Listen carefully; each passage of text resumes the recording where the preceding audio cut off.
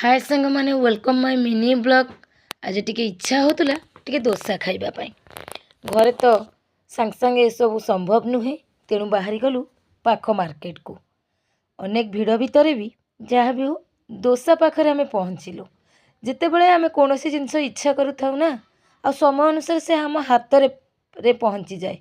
आहा केते आनंद, पूरा मन तो मोर आनंद रे नाची गला जे जाहु फाइनाली डोसा मो हाथ रे। किंतु डोसार टेस्ट आदौ एते भल नथिला, किंतु मोर तो इच्छा थिला डोसा खाइबा पाई ना।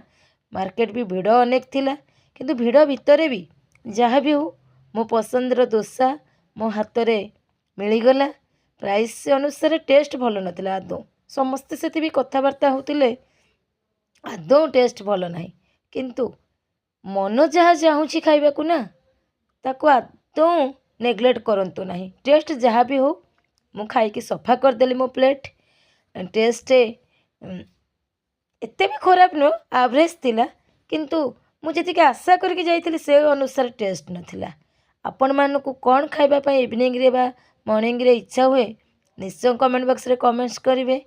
डोसा आपण मानकु पसंद कि नहीं ता भी कमेंट बॉक्स रे निश्चय जणेबे।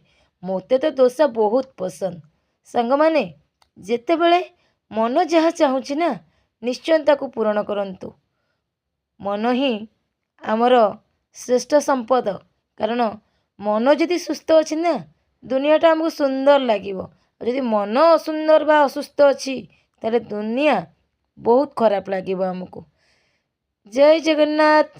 Subscribe my channel.